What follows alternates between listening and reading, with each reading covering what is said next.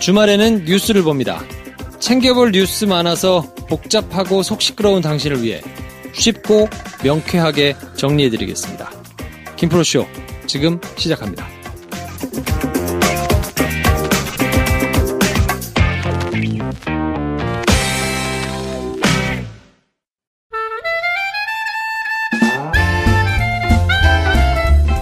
네, 토요일은 김 선생과 함께합니다. 어서 오세요. 안녕하십니까. 네. 태풍이 지나가고 생각보다 그렇게 피해가 크지는 않아가지고 천만다행이죠. 네. 굉장히 걱정을 하고 밤에 잤는데 아침에 다행히 별일 없더라고요. 저희가 통상 녹음을 금요일 오후에 하잖아요. 네. 그럼 녹음하러 갈 때 태풍을 뚫고 지나가겠구나. 생생한 현장을 방송에서 얘기해야지. 그런데 너무 맑아. 저는 뭐 새벽에 지나간다 그래가지고 네. 야 이거 뭐 얼마나 클까 걱정했는데 아침에 일어날 때 너무 조용하더라고요. 이렇게 한번 지나가고 나면 좀 서늘해질 줄 알았더니 좀 안 그럴 것 같더라고요. 네, 그렇지는 않을 것 같고 뭐 조금 이따가 소식을 전해드리겠습니다만 아무튼 다음 주 일주일 동안 휴가잖아요. 네, 다음 주는 월요일 날까지 방송이 있고 화요일부터 일요일까지는 방송이 없습니다. 그럼 네. 그 다음 주 월요일 날 다시. 월요일부터. 네, 그래서 그때 동안은 기존에 못 들으셨던 거를 2번씩 들어주세요. 매일. 휴가 때 뭐 합니까? 전 뭐 가족들하고 좀 시간을 가져야 되니까 네, 가족들에게 봉사하러 가야죠. 거의 첫 여름 휴가 느낌 있는 거네요. 이렇게 길게는. 길게 쉬는 건 처음이에요. 그래서 다음 주에는 방송이 없기 때문에 미리 공지를 하나 좀 드리고 싶은데 9월 4일 날 저하고 정지혜 평론가하고 둘이서 하는 집이가 있습니다.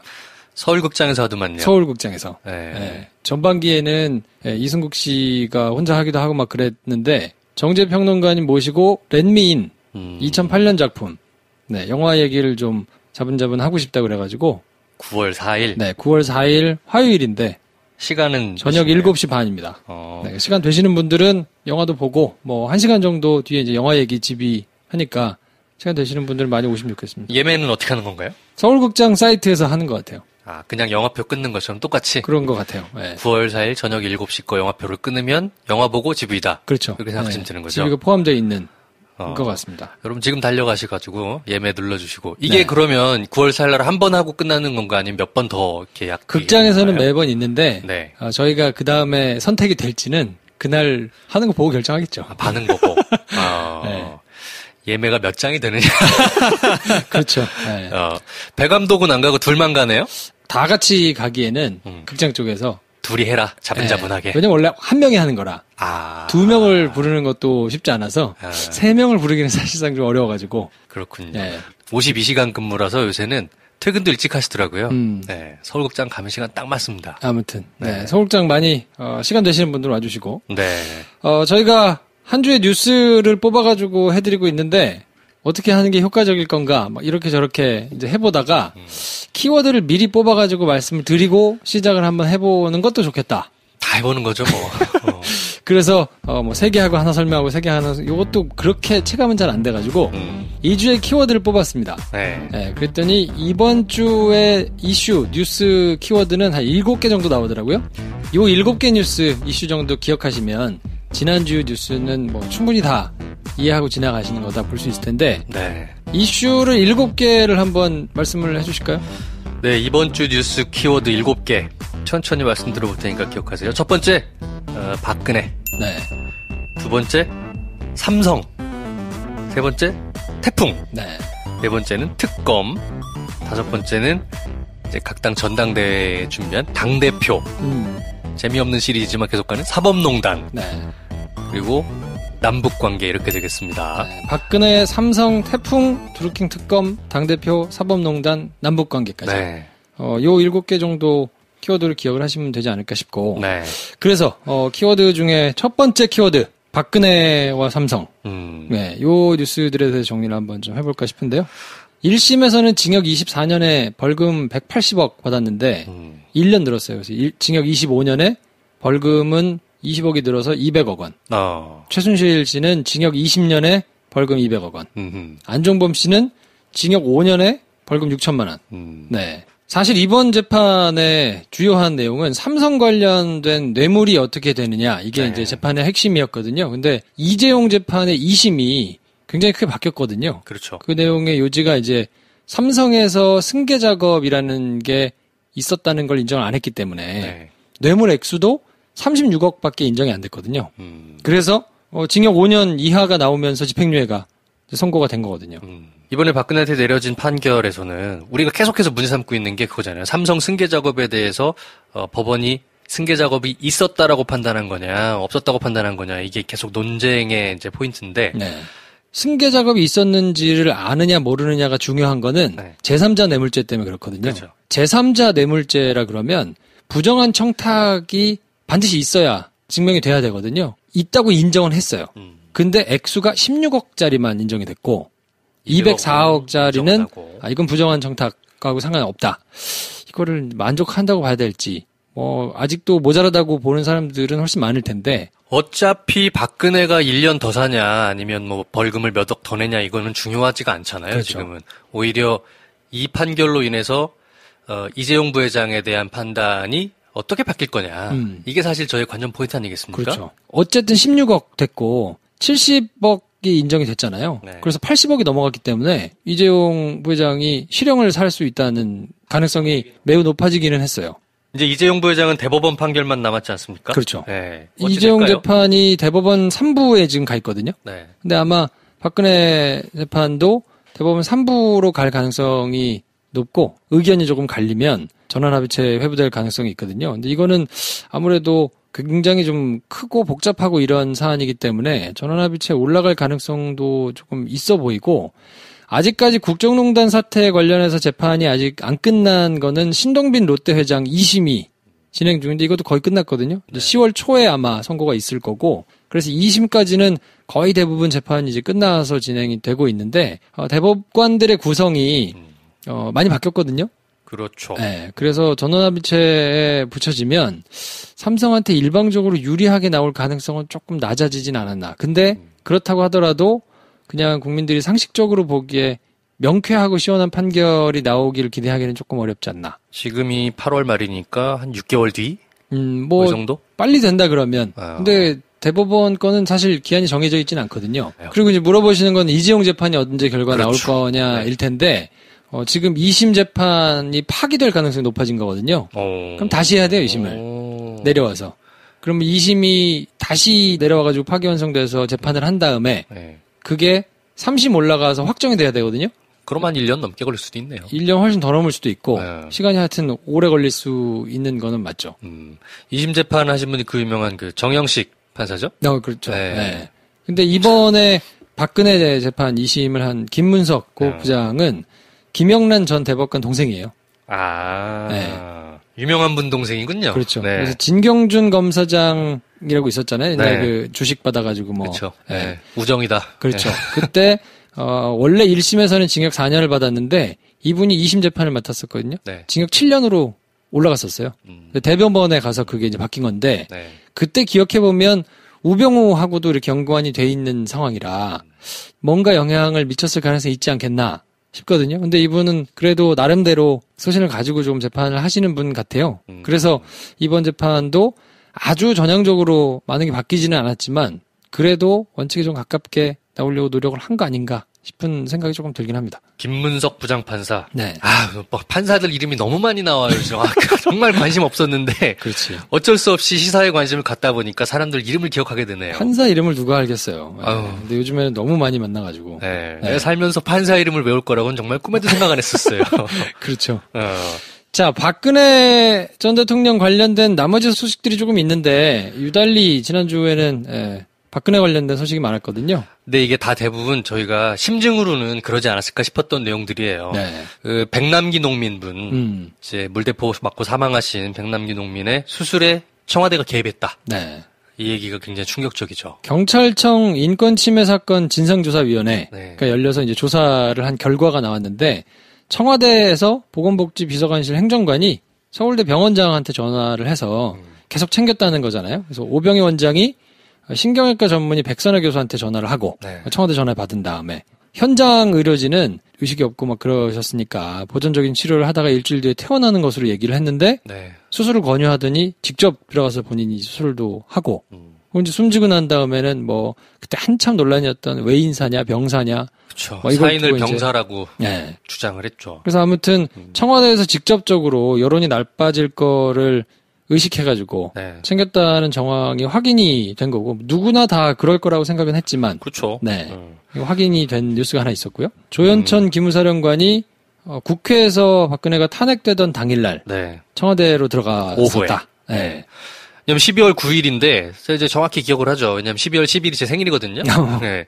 그리고 9일날 탄핵되던 날에 그때 이제 촛불 집회도 했고 오전에 탄핵이 국회에서 의결이 됐잖아요. 네. 그러면 그날 오후에 기무사령관이 청와대로 왜 들어간 거냐.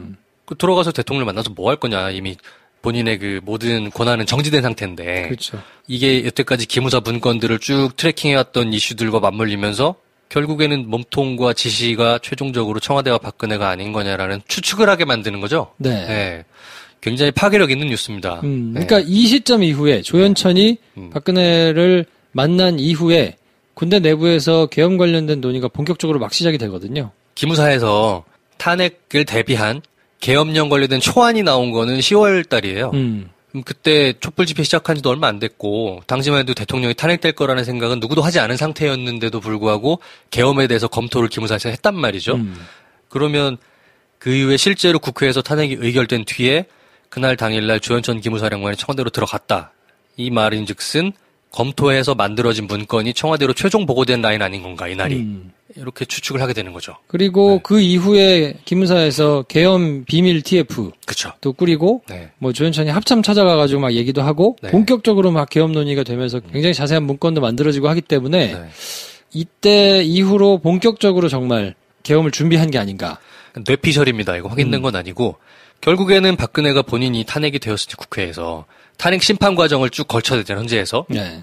짧게는 몇 개월, 길게는 뭐 한 3-4개월이 걸릴 거를 예상을 하고 거기서 내가 탄핵이 되지 않았을 때 어떤 계엄이라는 방식을 어떻게 발동할 거냐라는 거를 검토해야 되니까 기무사령관도 들어와서 보고해라 라고 시킨 게 아니냐라고 네. 생각할 수밖에 없습니다. 이거는. 뭐 네. 그런 추정이 가능하죠. 그렇죠. 네. 그러니까 이거는 정말로 실행을 염두에 두고 만든 거라는 게 빼박인 거죠. 이러면. 네. 그래서 요거는 어쨌든 계속 수사가 진행 중이니까 네. 수사하고 있는 데서는 따로 코멘트를 하지는 않았던데 그쵸. 상황을 좀 지켜봐야 될 것 같고요. 그리고 굉장히 충격적인 게 저거죠. 강제징용 노동자들이 전범기업에게 소를 제기할 수 있도록 한 부분들이 지난주에 저희가 야불에서 말했던 것처럼 청와대가 개입해서 이 부분을 대법원이 조정해서 할 수 없도록 조정하면 안 되겠냐고 대책회의를 했던 정황이 지난주에 나왔지 않습니까? 그렇죠. 그때 1차가 네. 이제 김기춘 공관으로 가가지고. 그렇죠. 뭐 법무부 장관이니 네. 누구니 뭐 다 불러서. 4명이 모였다 그러는데 그 이후에 2차 모임에는 이제 실무진 미팅식으로 네. 김기춘, 박병대 행정처장 그리고 조윤선 정무수석, 윤병세 외교부 장관, 정종섭 행정부 장관 네. 뭐 이렇게들 모여서 이제 어떻게 이 소송을 지연시킬 거냐 네. 그거를 놓고 방안을 이제 논의를 했고 거기다가 전범 기업들이 김앤장을 선임했는데 네. 이 김앤장 담당 변호사들하고 수시로 만나가지고 청와대가 재판 지연 방향을 이제 막 논의하기도 하고 그리고 이제 외교부가 사인 간의 재판에서는 정부 부처가 뭔가 의견을 내거나 할 수 없도록 원래 돼 있었는데 네. 그걸 좀 바꿔주라.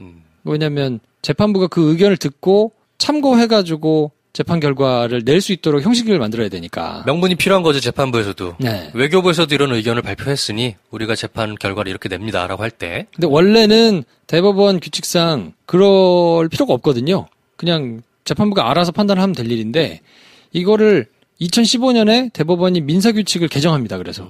그리고는 2016년에 외교부가 의견을 내죠. 뭐라고 내냐면 피해자들 손을 들어주면 한일 관계가 파탄난다. 이제 이런 의견서를 제출해서 그거를 받아가지고 그냥 재판을 안 하고 계속 끌고 있었던 거예요. 대법원 입장에서도 면피용인 거죠, 사실은. 네. 네. 왜 청와대가 이렇게까지 이 재판에 대해서 문제를 삼았을까? 단순히 자기 아버지의 공적이 훼손당하는 게 싫어서 있었을까? 이게 이제 굉장히 미스테리였는데 한 단계 더 들어가기 이제 실체가 나온 거죠. 전범기업 변호사들과 실제로 청와대가 계속해서 접촉을 했었다는 것. 네. 여기서 무슨 논의가 지속됐을까? 그렇다면 박근혜가 왜 이렇게 전범기업 얘기를 들어야만 했었던가 궁금했어요. 네. 그 과정은 좀 더 명확하게 밝혀야 되겠지만 드러난 상태만 보더라도 이게 어느 나라 대통령이야? 이렇게 해도 되는 건가? 라는 분노가 치밀죠. 아무튼 박근혜 뉴스는 이 정도로 굉장히 많이 나왔는데 안 나오셨어요? 여전히 그냥 재판 보이콧은 여전히 하지 네. 뭐 그런 거죠. 두문불출하고 계십니다. 이번에 이제 2심 결과를 보니까 재판을 보이콧하고 협조하지 않은 것도 상당히 그 페널티 요소로 작용한 것 같습니다. 그럼요. 네. 네. 법원 입장에서는 뭐 말이 되는 이유를 들고 해야 될 텐데 네. 뭐 그냥 무조건 그리고 나와서 막 관심법 얘기하면서 또 변호인이 대단한 얘기를 막 하던데 어쨌든 네, 굉장히 조금 답답한 모습을 계속해서 보이고 있고 본인한테는 굉장히 안 좋은 결과로 돌아갈 거예요. 그렇군요. 네. 네. 자, 그리고 약간 튀는 기사기는 한데 네. 중요하다고 생각이 되긴 하는데 아무도 다루지 않아가지고 조금 신기했던 뉴스가 있는데 뉴스공장에서 22일에 주진우 기자가 나와가지고 엘리엇하고 법무부가 지금 소송을 하고 있거든요. 그러니까 삼성 합병 때문에 그 피해를 봤다는. 그래서 엘리엇이 투자자 국가 간 소송, ISD 소송을 지금 하고 있거든요. 네. 근데 속가가 8,600억 원이에요. 그렇죠. 엄청나게 이제 큰 소송인데 네. 우리가 삼성 합병을 이렇게 짬짬이를 시켜줘가지고 손해를 봤으니까 물어내라. 국가한테. 라고 우리 정부에 이제 소송을 건 거라서. 네. 근데 우리 정부가 어떤 논리로 방어를 하고 있느냐를 봤더니 국민연금이 스스로 판단해서 한 거고 전혀 뭐 뇌물이나 외압이나 이런 게 없었다. 그래서 삼성 합병 의결권은 뭐 정당하게 행사된 거다라는 논리를 지금 내고 있는데 이 논리가 그냥 삼성 논리인 거잖아요. 네, 삼성에서 지금 하고 있는 논리거든요. 네. 그러니까 적폐청산을 하고 있는 정부가 삼성하고 같은 주장으로 재판을 하고 있다는 굉장히 좀 아이러니한 상황이라. 컨트롤 C, 컨트롤 B로 삼성 측 논리를 그대로 썼는데 어떻게 보면 나라가 8,600억을 토할 수는 없지 않겠냐. 그렇기 때문에 얘기를 하는 거다라고 표면적으로 보면 이해를 할 수 있겠지만 그건 또 그건 아니잖아요. 네. 왜 8,600억인지를 한번 설명해봐. 엘리엇 니네가. 8,600억이란 근거가 뭐냐. 그래서 그거를 하나하나 쪼개가는 게 사실은 어떻게 보면 국가 입장에서도 삼성이라는 기업에 대한 어떤 스탠스를 유지하면서 갈 수 있는 건데 법무부가 뜬금없이 이렇게 삼성 논리를 그대로 복붙하는 게 말이 안 된다는 거라는 생각인 거죠. 그러니까 쉽게 설명하면 네. 진다는 거는 전제로 두고 재판을 한다. 그러면 이제 말씀하신 대로 야 8,600억이 어떻게 나와? 네. 해봐. 여기서 액수를 줄이는 방법이 있을 텐데 그렇죠. 그거는 제가 볼 때는 진다는 생각을 전제하고 하는 것 같아요. 네. 근데 아니 재판을 이길 거라면 지금같이 해야 되거든요. 그러니까 이제 어떤 게 국익이냐에 대한 기준을 명확하게 조금 먼저 세워야 되는 거 아닌가 싶어요. 이 재판을 이기는 게 국익이다라고 판단을 세운 거냐. 왜냐면 우리가 물어주지 말아야 될 돈을 1조 가까이를 물어줘야 되냐. 네. 그럼 결국 그거 세금으로 메워야 되는데 이게 말이 되냐. 그러니까 이거는 막아야 된다라고 생각하면 그것이 1조를 막는 것이 국익이다라고 생각할 수도 있고 그러면 이제 그렇게 생각할 수 있거든요. 쉽게 생각하면. 아니 우리가 물어주고 삼성한테 그 돈 토해내라고 구상권 청구하거나 하면 되지 않냐. 그렇죠. 근데 이건 좀 법적으로 물어봐야 되긴 하겠지만 구상권 청구가 되겠나 싶어요. 왜냐면 뇌물을 받아먹었잖아. 대통령이. 네. 그러니까 뇌물을 안 받아먹을 수 있는데 그걸 본인들이 받아먹었으니 그 책임이 오롯이 삼성한테만 있다고 보기가 쉽지 않으니 이걸 구상권을 청구해가지고 하는 그런 식으로 하기는 어려울 테니까 그러면 얘기한 대로 액수를 줄여가지고 지자라는 생각을 한다면 뭐 몇천억이 만약에 피해를 보더라도 이거는 다시 한번 이런 일이 생기지 않도록 경종을 울리는 차원에서 그냥 가야 된다. 그게 길게 보면 국익이다라고 생각할 수도 있고 쓸데없는 돈 수천억 주지 말자라고 생각하는 게 국익이다라고 생각할 수 있는데 이거는 결정을 정부에서 명확하게 하고 가이드라인을 명확하게 내려야 되는 거 아닌가. 이걸 돈 문제로 8,600억 주는 게 국익이냐 아니냐로 생각하지 말았으면 좋겠어요. 왜냐하면 국민연금이란 돈을 가지고 일개 기업의 승계에 도움을 주도록 짬짬이에서 소수의 몇몇을 이렇게 했던 것이 지난 국정농단의 그 일반 모든 사람들이 상식적으로 동의하고 있는 팩트들인 거잖아요. 네. 그러면 돈 8,600억을 아끼려고 그 모두가 동의하고 있었던 팩트들과 상식에 대해서 정부가 스스로 나서서 사실 그건 아니고라는 말을 하는 꼴밖에 안 되는 거예요. 그렇죠. 네. 그리고 그게 이제 가지고 올 영향이 꽤 크기 때문에 그렇죠. 이게 만약에 소송에서 인정이 되면 그게 증거의 하나로 또 쓰일 거 아닙니까? 네. 정부에서도 이렇게 인정하지 않았냐. 그걸 가지고 이재용 재판에 또 활용이 될 거기 때문에 네. 이거는 논란하지 않아야 될 것 같고. 만약에 그렇게 된다 하면 이 문재인 정부의 적폐청산 의지를 어떻게 신뢰합니까? 일반 시민들이. 그래서 이제 일부 언론에서 인터뷰를 했더라고요. 법무부 고위 관계자를 달아서 나왔던데 일부 문구가 단정적으로 보일 수 있을 것 같다. 앞으로 그런 부분까지 고려하겠다. 네. 사실상 인정한 거거든요.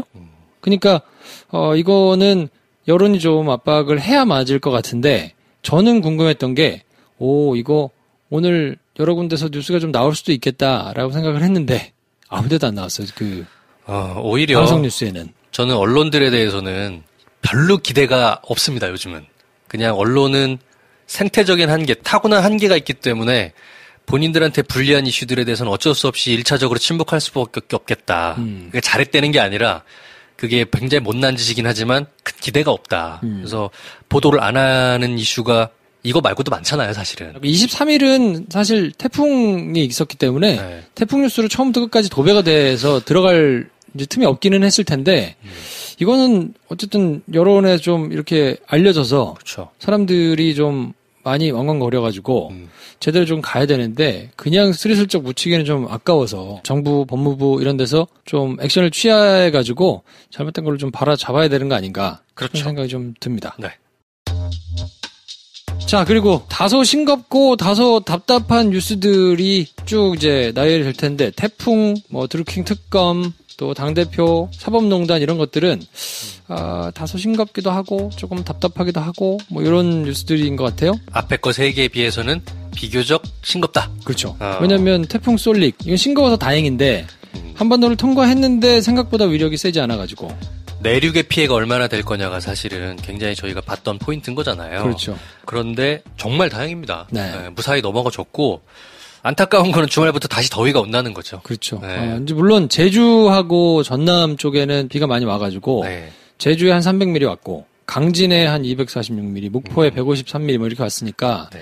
적지 않게 비가 와서 사상자가 한 3명 정도 생겼거든요. 그렇죠. 네, 재산 피해도 꽤 있었고 근데 다행히 이제 수도권 서울에는 7mm, 대전에 21mm, 춘천에 27mm 이렇게 많이 안 와가지고 2010년에 곤파스라는 태풍이 왔을 때 18명 사상자가 나고 굉장히 재산 피해도 컸는데 뉴스에서 예전 태풍들 쭉 히스토리 얘기할 때 곰파스가 제일 많이 나오더라고요. 네. 네. 그때 생각 못하게 하고 있다가 그냥 당했었거든요. 그렇죠. 네. 이번에 태풍 쏠릭 말고 또 올라오는 태풍들이 많이 있을 것 같다 하니까 지켜봐야 될 문제지만 저는 무슨 생각을 했냐면 이례적으로 태풍 쏠릭에 대해서 이번에는 굉장히 미디어도 그렇고 정부에서도 그렇고 대책 마련하는 모습들을 그게 쇼잉인지는 모르겠습니다만 많이 했어요. 네. 저녁 프라임타임 뉴스에 거의 70-80%를 태풍으로 쭉 준비했고 우리가 지난 정권을 겪으면서 국가가 또는 공권력이 자연재해나 또는 어떤 국민들에게 피해를 끼칠 만한 일들에 대해서 얼마나 보호하는 그런 역할을 하고 있느냐에 대한 부분이 의구심이 컸고 문제가 컸었잖아요. 거기에 대한 트라우마라고 생각을 해요. 그래서 다행히 태풍 쏠릭이 큰 피해를 입히지 않고 넘어가긴 했지만 그래도 피해를 입힐 가능성이 높은 이런 것들에 대해서 정부가 또 공권력이 단단하게 챙긴다라는 모습을 더 많이 보여줘야겠다는 생각을 한 것 같아요, 정부에서.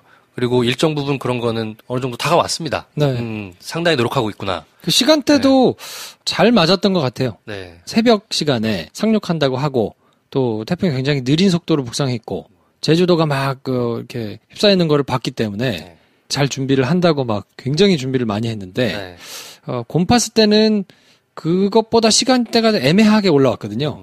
제가 기억하기로는 아침 시간부터 막 해서 이렇게 빠르게 지나갔어요. 네. 그래서 그 속보를 해도 아침 시간에 막 뉴스를 하는 거를 사람들이 아침 뉴스 많이 보진 않으니까 조금 준비가 된 측면이 좀 있는 것 같고 2010년만 해도 모바일이 그렇게까지 지금처럼 대중화되지 않았었기 때문에 그 영향도 조금 있는 거 아닌가 싶고요.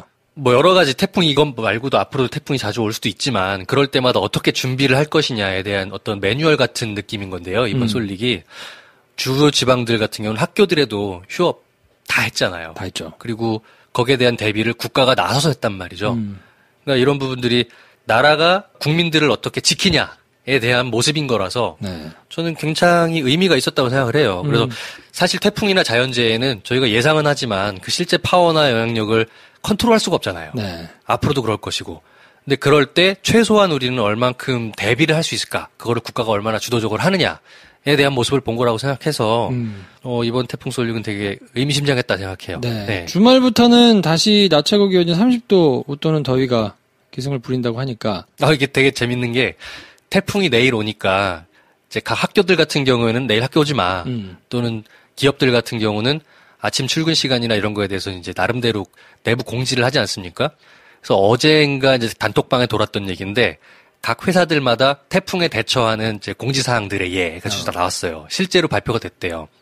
대부분의 회사들은 아침에는 지각 인정, 출근 시간을 몇 시까지, 또는 태풍 불기 전날에는 조기 퇴근, 이런 내용들이 이제 전 직원들한테 공지가 쫙 났어요.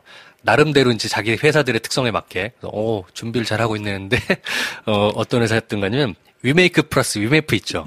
소셜 커머스 하는데, 거기는 뭐라고 했냐면, 태풍 특수에 대비한 상품들을 준비해야 되니 내일 아침 몇 시까지 다시 봐봐. 이거 재밌다. 그래서 생각을 했고요. 이베이, 옥션이랑 지마켓 운영하는 이베이는 뭐라고 하는지 아십니까? 성인이니 각자 알아서들. 그렇지. 네. 아무튼, 중고등학생들만 신난 거 아닌가. 걔네들은 뭐. 휴교한 애들만 넣어놨지 뭐. 이게 초중학교는 휴업이고 고등학교는 학교가 가야 되는 이런 사항도 좀 있더라고요. 네, 같은 지방인데. 그렇죠. 네. 고등학생들은 입이 삐쭉 나와 있고, 중학교 애들은 굉장히 신나했다. 다 그런 거지 뭐. 인생이 그런 거예요. 꼴꼴보기야. 네. 자, 드루킹 특검, 역시 싱겁게, 2달간의 수사를 끝내고, 마무리가 됐는데, 네. 60일 수사가 끝나면 25일날 원래 끝나는데, 하루 먼저 해서 이제 금요일날 기소를 했고요. 네. 구체적인 처분 내용에 대해서는 27일날 오후에 특검 직접 이제 브리핑을 하겠다고 하는데, 김경수 전 지사가 불구속 기소 되겠죠, 뭐. 네, 그냥 그 정도로 처리하고 나머지 잔당들만, 드루킹 장단들만 재판에 넘기는 걸로. 이 사건은 정말 답답해요. 왜냐면 처음부터 이게 생길 특검이 아닌데 네. 정치적인 이슈로 생겨난 특검이었잖아요. 그렇죠. 그리고 김성태 원내대표가 들어눕고 막 누구한테 한 대 맞고 이러면서 근데 결국에는 여태까지 나왔던 모든 특검들의 예를 빼깨고 스스로 수사 연장 기간을 신청하지 않은 거잖아요. 그러니까 조사할 필요가 별로 없었다는 거야, 처음부터. 그러니까. 네. 그러면 그런가 보다 이 바보짓 했네라고 넘어가기에는 우린 너무나 안타까운 사람을 하나 잃었어요.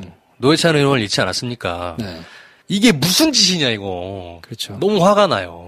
네. 보통은 연장해달라고 쇼잉을 하거든요. 네. 연장을 안 한 게 처음이에요. 그렇죠. 특검으로서는. 근데 그 생각도 했을 것 같아. 쇼잉이라도 연장하자. 근데 그랬다 받아주면 어떡하지?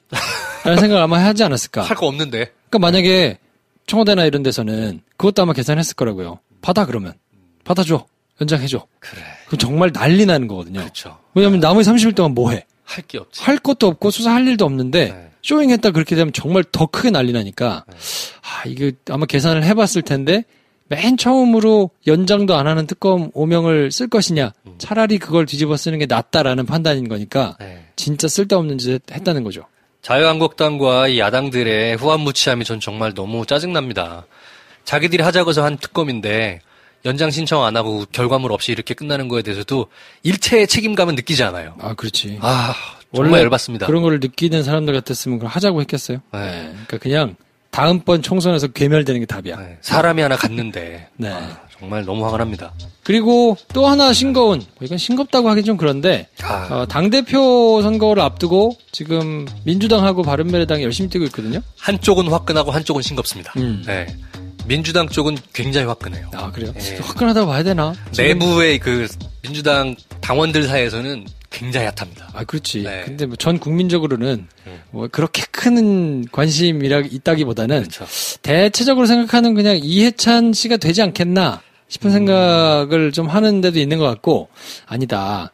그래도 젊은 피 송영길이 좀 치고 올라오지 않겠냐. 나름 기대를 하고 있는 사람들도 있는 것 같고 어떻게 보세요? 이거는 제가 민주당 당원이 아니기 때문에 제3자 입장에서 말씀을 드려볼게요. 지금 민주당 당대표 전당대회는 사실은 2파전이에요, 2파전. 이해찬, 김진표. 그렇죠. 근데 서로 간에 굉장히 설왕설래가 많았고요. 듣는 분들은 다 아시겠지만 이 민주당 전대회를 놓고 일종의 진보 스피커들이 약간 양분되는 경향까지 보였어요. 이슈는 사실 딱 하나죠. 굳이 뽑자면 이재명이란 이슈는 뭘로 볼 거냐. 그런 거였는데 호불호가 없긴 합니다만 누가 돼야 된다 이런 말씀 드리는 건 없어요. 왜냐면 내가 투표권이 없으니까. 예상컨대는 이해찬 씨가 새로 당대표가 되지 않겠냐. 이해찬 의원이. 예. 그렇게 될 가능성이 좀 크다라고 보는 게 일반적인 것 같고요. 근데 초반에 이해찬 의원이 출마했을 때처럼 그렇게 압도적으로 될 거라고 보진 않아요. 네. 굉장히. 저는 송영길이 됐으면 좋겠어. 바램은 있겠지. 네. 네. 아니, 송영길이 됐으면 좋겠어요. 왜요? 젊잖아. 젊으니까? 그리고 나머지 사람들은 고문 정도 하면 되지 않나. 네. 의견이 많습니다. 하여튼. 그쵸. 설왕설래가. 각자 후보들에 대해서 뭐 장단점, 스탠스, 진보냐, 보수냐, 정체성에 맞냐, 안 맞냐. 굉장히 많아요. 저는 그쵸. 이제 나름 정치 시사 덕후기 때문에 팟캐를 다 들어요. 다 들어봤어. 양쪽 입장을. 불구경과 싸움 구경이 정말 재밌지 않습니까? 상당히 재밌었다. 그래서 저는 다 듣고 송영길이 됐으면 좋겠다. 25일 날 이제 전당대회에서 대의원들이 투표를 하고 나면 이제 토요일 날 오후가 되면 발표가 나겠죠. 네. 누가 새 당대표가 되는지. 뭐 그렇죠. 네, 저희 방송 들으실 때쯤이면 약간 시간 지나고 나면 결과도 나와 있을 것이다. 네. 네. 누가 되든 잘해 주셔라. 그렇죠. 네, 그런 바람이 있습니다. 자, 그리고 바른미래당은 9월 2일 날 전당대회를 하는데 뭐 여기야말로 싱겁죠. 네. 여긴 뭐 큰 이슈가 되지는 않습니다만. 노잼, 노관심. 네. 네. 뭐 나름대로 불러드리면 6파전 하태경, 정운천, 김영환, 손학규, 이준석, 권은희. 근데 그 6파전이란 말이 너무 웃기잖아. 몇 명이나 된다고. 6파전이 있어. 몇 명이나 된다고 6명이나 나와가지고. 보통 2파전 아니면 많아봐야 3파전인데. 그렇지. 6파전. 네. 여기도 지금 고기파전이냐? 6파전. 자기들끼리는 치열한 것 같은데요. 양념거리가 하나 등장했네요. 재미를 하나 선사해 주셨지. 이분은 정말 놀라워. 어떻게 이런데 이렇게 나올 생각을 하셨을까 싶을 정도로. 네. 안철수 전 대표가 가방 메고 도망가시잖아. 네. 그게 찍혀가지고. 이게 사건이 이제 많이들 회자가 됐으니까 아시겠지만 독일로 출국하면서 이제 정계를 잠깐 떠나겠다라고 지난 7월달에 굉장히 크게 보도를 하셨잖아요. 그렇죠. 8월 중에 출국하겠다. 네.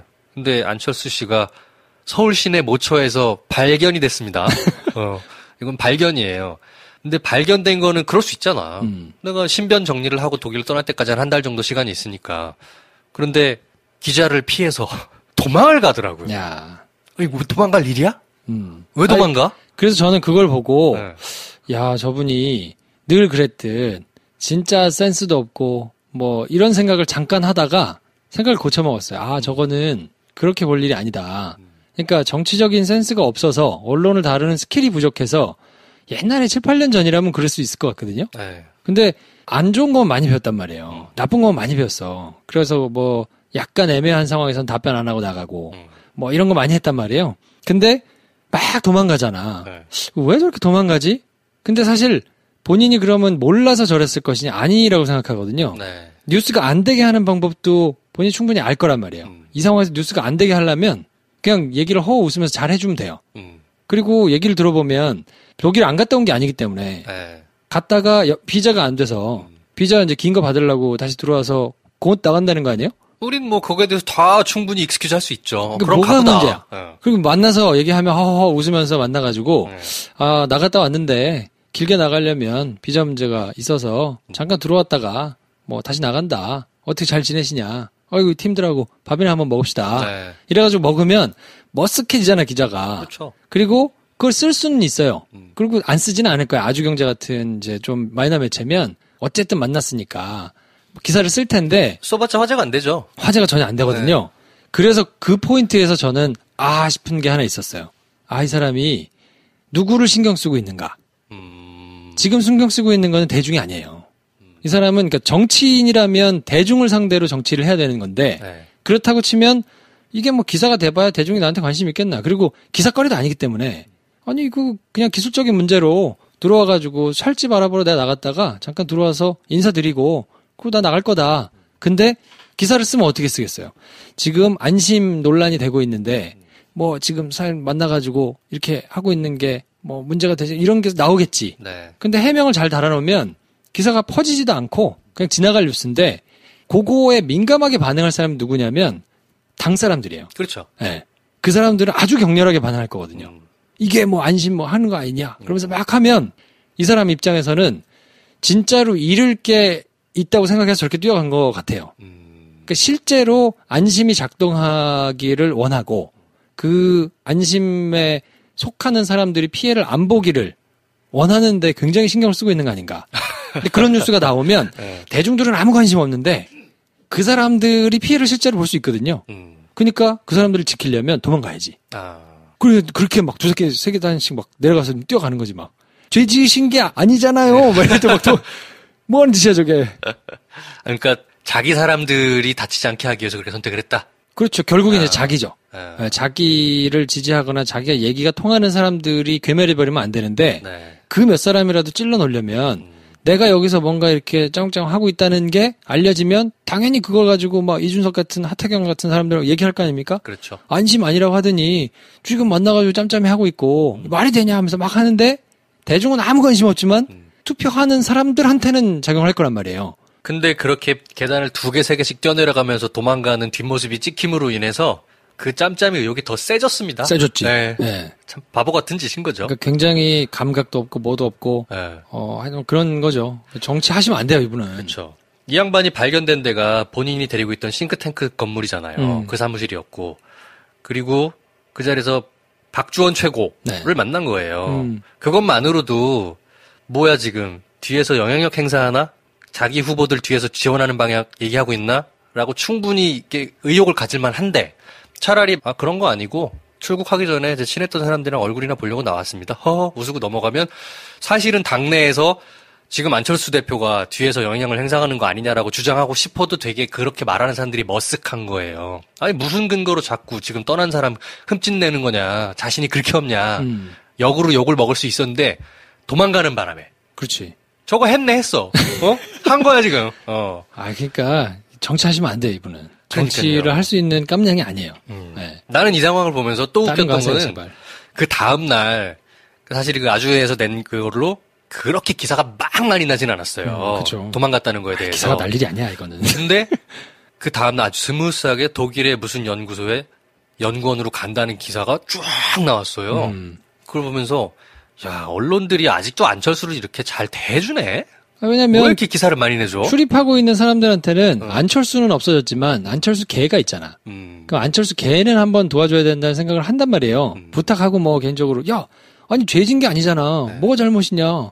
근데 그 사람 때문에 우리까지 영향받으면 안 되지. 이렇게 얘기하면 출입기자 입장에서는 뭐 그냥 써줄 수 있겠죠. 네. 그런 게 아마 작동을 했을 텐데 그러니까 이 사람이 노예했으면 밥을 먹였을 거라니까. 그러니까. 아예 저 팀장님이랑 다 불러가지고 밥 한번 제가 살게. 밥 먹읍시다. 독일 가기 전에 밥이나 함께 합시다. 네. 하면 되잖아. 뭐 만나가지고 얘기하고 뭐 이런 거 뭐 기사 쓰시려면 쓰시고 뭐 이렇게 하라고 해주면 할 거라고. 그러면 아무도 관심 안 가질 건데 정치하시면 안 돼. 다른 거 하세요 제발. 네. 그러니까 결국 도망감으로써 한 번 더 심증 굳히고 그 다음날 아무 일 없었다는 듯이 출국 기사 내므로써 또 한 번 굳히고. 네. 네. 하여튼 좀 그래요. 하여튼 뭐 이런 싱거운 뉴스 전해드렸고. 개그 포인트가 하나 나와서 좀 즐겁긴 했어요. 네. 자, 그리고 답답한 뉴스는 뭐 계속 전해드리고 있는데 사법농단 뉴스. 네. 이거는 정말 답답하죠. 그냥 뭐 올 여름을 강타하는 재미없는 드라마 시리즈 같습니다. 네. 그렇죠. 그래서 이번 주에 기억하실 법한 뉴스는 헌재 정보를 빼냈다는 걸 MBC가 단독을 했더라고요. 네. 헌재에 파견됐던 판사가 평의회, 그러니까 배석자들 없이 재판관들만 모여가지고 회의하는 게 있는데 거기 내용 빼가지고 또 보고했다는 거예요. 대법원에. 네, 요거는 이제 없던 얘기인데 또 새로 나왔었고 요걸 누가 지시했냐? 이제 대법원 양형위원회 상임위원으로 있던 이제 이규진 부장판사가 지시를 했다는 건데 현재까지 소환된 사람 중에는 가장 높은 사람이거든요. 네. 이 사람이 이제 소환이 됐어요 공개적으로. 소환돼서 출두를 했더라고. 네. 그래서 뭐 부끄럽다 뭐 이런 얘기 이제 그런 얘기도 안 했었는데 이 사람이 이제 나와서 얘기를 했고 굉장히 잘 나가던 판사거든요. 잘 나간 분이었습니까? 굉장히 잘 나가는 분이었죠. 네. 그리고 기억하실지 모르겠는데 박연차 재판할 때 그때 한 절반 정도는 이분이 다 판결을 했었어요. 23명인가가 그때 기소돼가지고 다 재판을 받았는데 그때 이제 중앙지법에는 부패전담부라고 해가지고 이런 공무원 사건 지금으로 치면 뭐 최순실 박근혜 게이트 관련자들 딱 판결할 때 뭐 했던 분이니까 영장 전담도 하고 굉장히 이제 잘 나가던 분이거든요. 이명박 박근혜 10년 동안에 잘 나갔던 분이네요. 네. 네. 뭐 아무튼 근데 이 양반이 이제 뭐 24,000건 김민수 판사 문건 삭제하라고 지시했다는 진술도 이제 나왔었고요. 네. 뭐 헌재 파견된 그 판사한테 정보 유출해라 이렇게 얘기하기도 했고 관련된 영장이 계속 기각되고 있습니다. 그래서 그렇죠. 법원 관련된 수사영장은 싸그리 기각. 네, 이제 중앙지법 형사수석부장들 2명이 있는데 신광열 부장이 있고 임모 부장 판사가 있는데 이 사람들에 대해서 영장이 다 기각됐어요.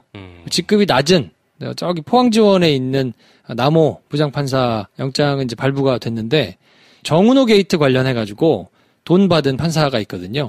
이 사건이 커지면 안 되니까 내부 막 이런 거 빼내고 막 이래가지고 또 혹은 검찰총장 내지는 검찰 수뇌부들 협박해가지고 못하게 하자. 네. 뭐 이런 이제 내부 문건도 발견되고 막 이랬는데 관련해서 검찰이 수사를 하고 있는데 조금 직급이 있는 사람들의 영장은 지금 전부 다 기각이 되고 있고 그 기각된 이유도 별로 그렇게 석연치 않죠. 네, 석연치 않아서 어쨌든 이거는 시간 벌어주기라고 봐야 되거든요. 네. 이렇게 시간을 벌어주면 수사가 망가질 확률이 굉장히 높아져요.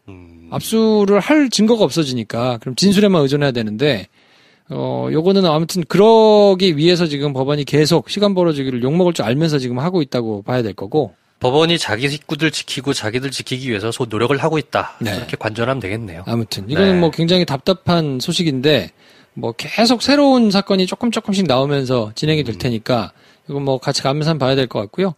수면 아래서 이건 답답하다고 보기는 좀 그런데 그냥 조용히 진행되고 있는 게 이제 남북관계 관련된 뉴스인데요. 오히려 답답하다기보다는 실마리가 좀 보인다? 네. 이런 느낌입니다.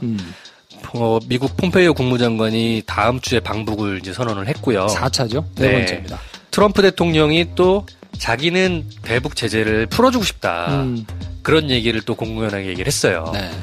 나는 정말 풀어주고 싶은데 그러려면 북에서 조금만 더 핵 폐기에 대한 노력을 보여야 돼라고 단서를 단 겁니다. 이 말은 뭐냐면 폼페이오가 방북을 하면서 그 다음 이제 북미 정상회담으로 가기 위한 다음 절차로 가기 위한 무언가 프로세스가 시작됐다라고 보여지고 그 단초가 트럼프가 미리 네 줄 까는 거죠. 아마도 북핵에 대한 진전된 얘기를 폼페이오가 가져오면서 제재를 일부 완화해주는 쪽으로 우리가 대화를 하고 있다라는 단서처럼 보여요. 네. 네. 이게 지난달까지만 해도 약간 좀 답답했잖아요. 북미 간에 뭐 하는 거냐? 되고 있는 거냐? 근데 이렇게 되면서 9월 유엔에서의 어떤 정상회담 또는 김정은 위원장의 연설 그리고 종전선언 이런 쪽으로 가닥을 좀 잡아가는 거 아닌가라는 느낌을 좀 받습니다. 네. 그것도 그럴 것이 지금 트럼프가 급하거든요. 이 양반 난감하죠, 지금. 절친들이 지금 다 돌아서가지고 자기한테 불리한 진술들을 막 하고 있거든요. 그리고 자기 수족들이 실제로 사법 처리 대상이 됐잖아요. 성추문 관련해서 이제 돈으로 입막음하고 했던 것들을 협조했던 뭐 변호사도 있고 뭐 절친도 있고 이런데 이런 사람들이 다 검찰에 협조하고 감형을 받거나 아니면 뭐 처벌을 안 받는 대가로 다 진술을 좀 해주고 있단 말이에요. 그렇죠. 미국은 플리바게닝이 가능하니까. 그래서 2006년부터 10개월간 연인 사이로 지냈다는 플레이보이 출신 모델 이제 캐런 맥두걸 이 양반이 이제 본인이 그런 얘기를 슬쩍슬쩍 하니까 야 이게 똑똑해. 변호사가 어떻게 이제 했냐면 언론사 한 군데에다가 독점 보도권을 하는 조건으로 15만 달러에 딱 그거를 맺은 거야. 그리고는 보도를 안 했어. 똑똑하잖아. 그러니까 여자는 돈 챙겼고 보도권은 우리한테만 있는데 내가 샀는데 보도 안 하는 건 내 마음인데 뭐. 그렇죠. 네. 그렇게 해가지고 캐런 맥두걸을 15만 달러에 딱 입을 묶었고 그 이후에 또 포르노 배우 출신 스테파니 클리포드라는 여자가 있는데 이 여자도 비슷한 방법으로 13만 달러 딱 주고는 여기도 입을 묶은 거예요. 근데 이때 이제 요청한 사람이 오래 변호를 했다는 코언 변호사 그리고 이제 데이비드 패커 뭐 이런 사람들이 성추문과 관련된 정보를 이제 검찰이 제공을 했거든요. 계속 뭔가 이렇게 좀 압박을 받고 있는 상황이라 다른 데서 성과를 낼 수 있는 게 북미 관계밖에 없으니까 뭔가 조금 액션을 좀 하지 않겠나 싶은 생각이 들고. 사실 지금 트럼프의 머릿속에는 11월 중간선거밖에 없을 거예요. 그렇죠. 그냥 그걸 이겨야 다음 집권까지 이어질 수 있는 이제 동력이 생기니까 잘못하면 11월에 지잖아? 중간에 탄핵당할지도 몰라요. 그렇지. 근데 이제 트럼프의 머릿속에 있는 가장 중요한 이거를 해결해 나가려면 국내 정치에서 굉장히 많은 험난한 점들이 있습니다. 방금 말했던 것처럼 측근들이 다 불고 있는 것들도 그렇고 뉴스를 보고 있을 때는 약간 반반이에요. 뭐냐면 트럼프가 냈던 성과로 인해서 인기가 높은 부분이 경제예요. 미국 경제가 살아나고 있어요. 네. 그리고 미중 간에 지금 전쟁 중이잖아요. 무역 전쟁. 근데 상당히 미국 판정승적으로 기울고 있습니다. 네. 이 부분에서는 플러스 포인트가 있어요. 근데 마이너스 포인트는 방금 얘기했던 부분들인 거예요. 그리고 언론과 굉장히 많은 미국 사회 주류 세력들이 트럼프를 싫어하지 않습니까? 싫어하죠. 그러니까 거기가 마이너스 요소예요. 그러면 지금 저울추가 굉장히 막 왔다 갔다 하는데 거기에 뭐 하나를 딱 얹어서 플러스 쪽으로 기울여야 되거든요. 시간적으로 볼 때 남은 게 북미 관계 하나밖에 없는 거예요. 그렇죠. 네. 그러니 이제는 남은 2달은 달릴 수밖에 없을 거라고 보는 거죠. 네. 그래서 결국 그게 조금 좋은 방향으로 우리한테 나오면 네. 우리는 땡큐다. 그렇죠. 네. 잘 됐으면 좋겠어요, 진짜. 그럼요. 북한이 좀 더 노력해야 됩니다. 네. 근데 이 타이밍에 저희가 또 이산가족 상봉이 있었죠. 네. 네. 이번에 2차 방북단이 또 폭풍우를 뚫고 금강산으로 올라가셨고. 그렇죠. 20일부터 22일까지는 남측이 신청해서 북측을 만나고 왔고. 그렇죠.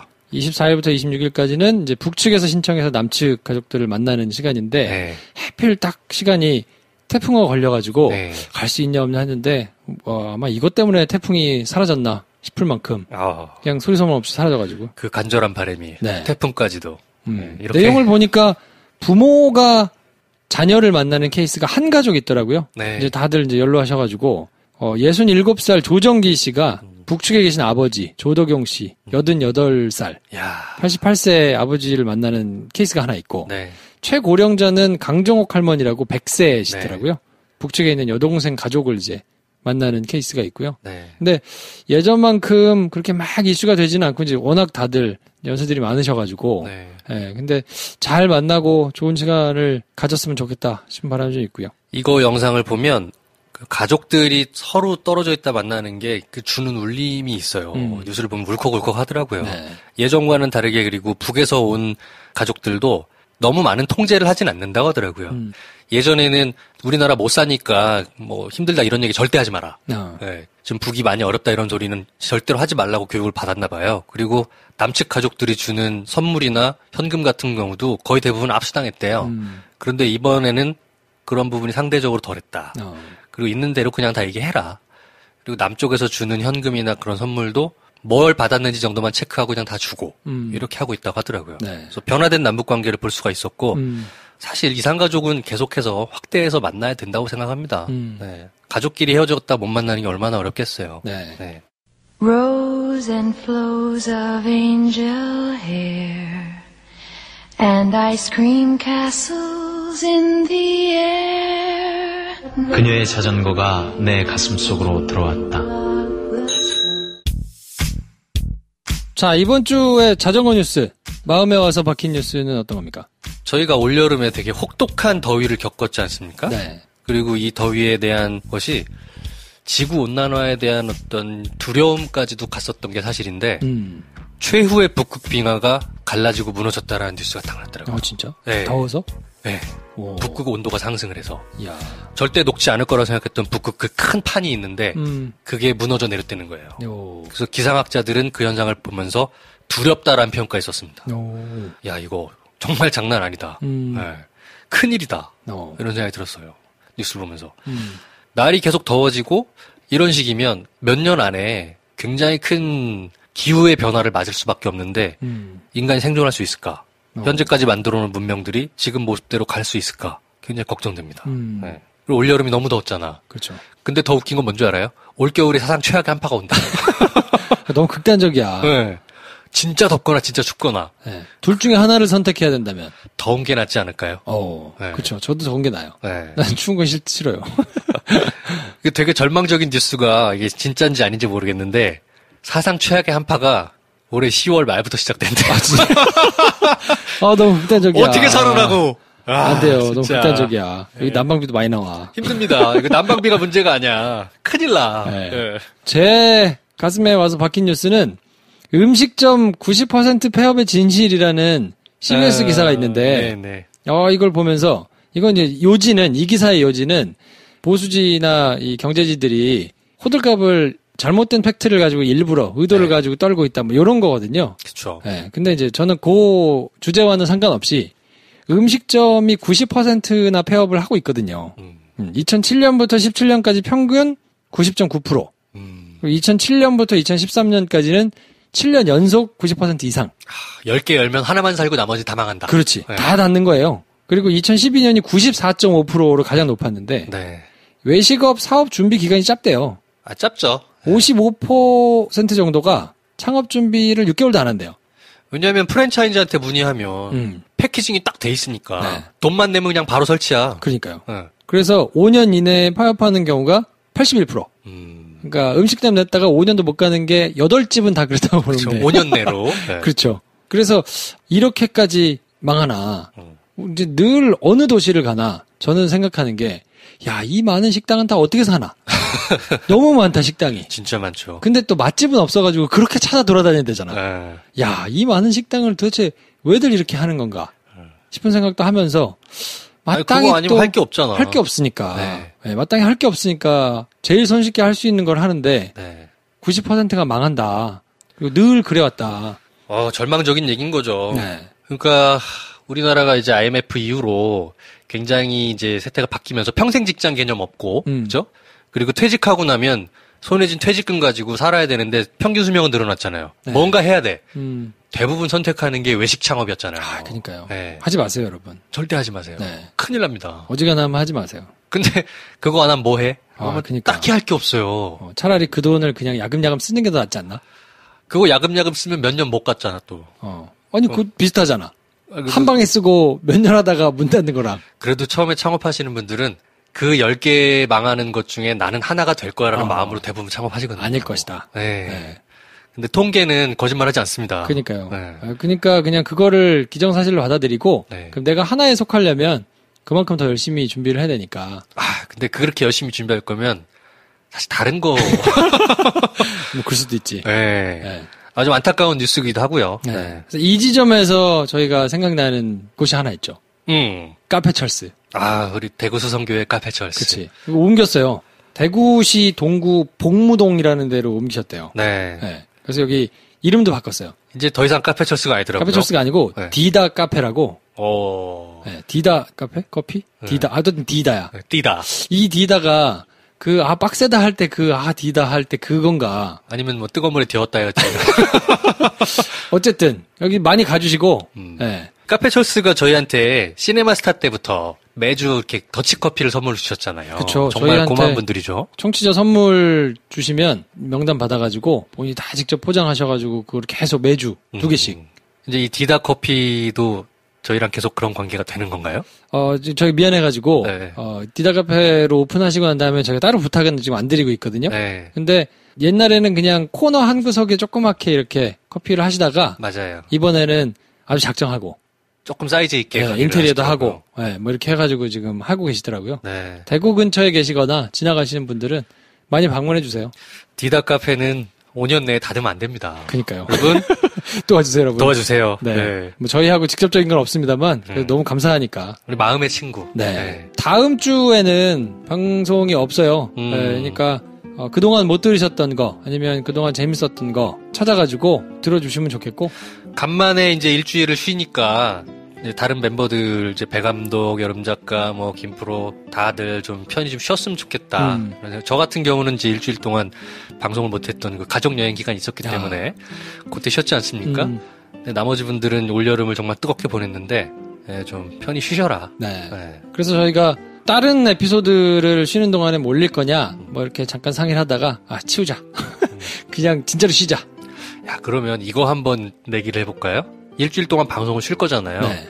과연 순위를 몇 위까지 떨어질 것이냐. 네. 이거 한번 그래. 예측 한번 해봅시다. 야, 이건 여러분들한테 달렸는데요. 네. 하루에 얼마가 들어줄 것이냐에 그렇죠. 따라 다른데. 자, 얼마나 예측 한번 떨어질까? 해봅시다. 한 50위 정도 떨어지지 않을까요? 50위권. 네, 50위권까지. 50위권. 네. 더 떨어질까? 더 떨어질 수도 있죠. 저는 말이죠. 네. 40위권, 49위 예상해봅니다. 49위. 네. 49위. 왜냐면 이 말을 드리는 이유는 더 떨어지지 않게 제발 좀 들어줘라. 그렇죠. 뭐 순위가 그렇게 큰 적이는 아닙니다만 네. 그래도 지금 거를 유지하는 건 바라지도 않아. 네. 네. 너무 안 보이면 그러니까. 네, 저희 한 52 이내로만 좀 부탁드립니다. 네, 하루에 2개씩 꼬박꼬박. 선생님들 부탁드립니다. 네. 네. 자, 그럼 저희는 다음 주 한 주 쉬고요. 네. 다다음 주에 또 여러 가지 뉴스 가지고 찾아뵙고 네. 오늘은 이 정도에 정리하겠습니다. 다음 시간에 뵙겠습니다. 고맙습니다.